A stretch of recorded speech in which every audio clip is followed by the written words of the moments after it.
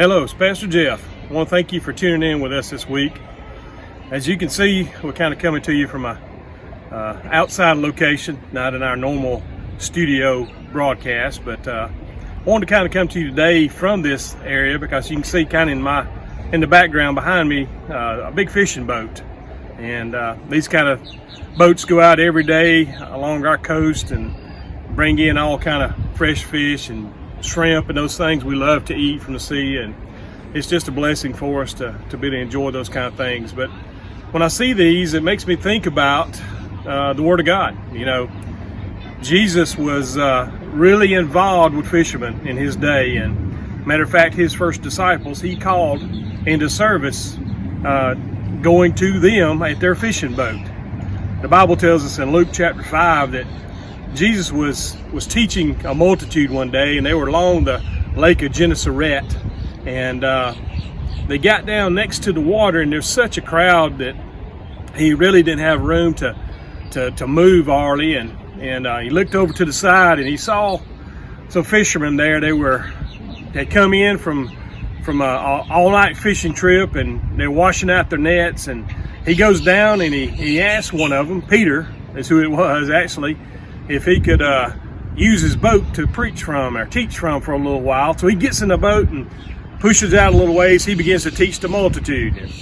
And Peter's sitting there with him. He had never met this man before, but he was being hospitable to him and allowing him to use his boat. And when they got done, Jesus just wanted to bless him in a way that's unique to him. And he told him, said, push on out to the deep, let down your nets again, and bring in a big catch. Well, Peter kind of hesitated, as most of us would, because he hadn't caught anything all night, and they were tired, ready to go to the house. But he said to Jesus, he said, well, at your word, I'll do this. Now, it didn't make sense for Peter to say that because he didn't know Jesus. He didn't know him from anybody. But he did this because he'd been sitting to him, listening to him teach for such a while that he had developed some faith. And so his faith in what Jesus had been teaching to the multitude inspired him to go ahead and act on this request. And when he did, of course, they caught a big catch of fish, and it was just an awesome day for them. From that day on, Peter and his comrades began to follow Jesus, began to be his first followers, his first disciples. And time again, Jesus used that same fishing boat to teach them even more lessons about walking in faith. I think about another time when they got into the boat, and Jesus said, let's go to the other side, guys, other side of the lake. And while they were rowing to the other side, Jesus just laid down and took him a nap. He was wore out. They'd been traveling for a while, and he was just exhausted. Well, while they're in the middle of this time trying to go to the other side, a big storm come up, and it was, some pretty rough waves, and all these fishermen thought that they weren't going to make it. They thought that they were going to die right there. And so they woke him up and said, look, don't you care that we're about to die? You need to do something to help us. Jesus looked at him and says, guys, where's your faith? You've been hanging out with me. You've been walking with me. You've been hearing me teach. Where is your faith? Then he stood up and he spoke to the wind and the waves, and everything went calm. And these guys were just flabbergasted because, here it is. They're in the presence of the Son of God. And even though they've been following him, they've been walking with him, listening to him teach, they didn't really realize to what degree that their faith could be in acting there. And he looked at them, he said, all you had to do was use your faith. I think about another time. Jesus told the guy, said, y'all go ahead across the lake and I'll join you later. He went up on the mountain to pray. It says during the nighttime, their guys were trying to get across, and the wind was against them. It was kind of a rough road trying to get across the other side because they didn't have a motorboat or anything like that like we do today. But Jesus came walking on the water to them. They saw him. They thought, man, this is a ghost. And they cried out for fear. But here we go, Peter again. He was the one that, first met him. He got the big catch. And then, he's the one that wakes him up, when they're about to drown, they think.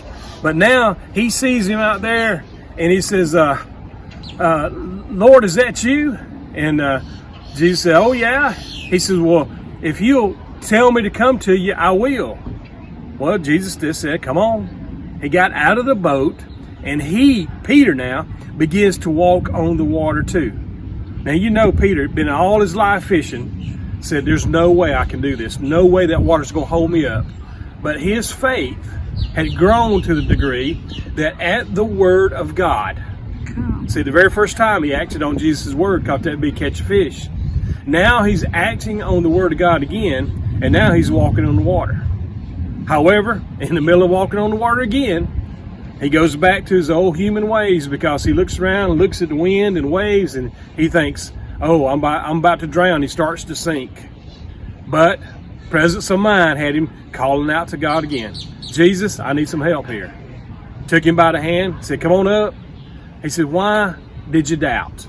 Why did you doubt?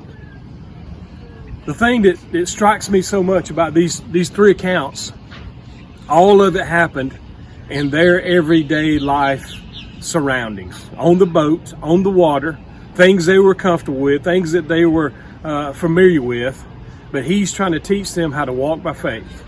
That's the way he does with us too. He comes to us, he wants to come to us in an everyday relationship to help us to learn how to walk by faith, to trust him at his word, that if his word says it, then it's so. And if we'll begin to believe that, we'll begin to have a sensitivity to his leading of his spirit and how he shows us in the word how we are to live and to walk, it will begin to help us as well to be victorious, to have the blessings of life that come with a big catch, to overcome those storms of life, and to literally begin to walk on top of the troubled waters that come into our life. The Word of God's awesome. Begin to look at it, begin to read it, and see those accounts and how it really played out. It can help us to begin to walk just like those first disciples did. I hope this helps you today. I hope this is an encouragement for you. Thank you again for tuning in with us. We just pray God bless you, and hope to see you next time.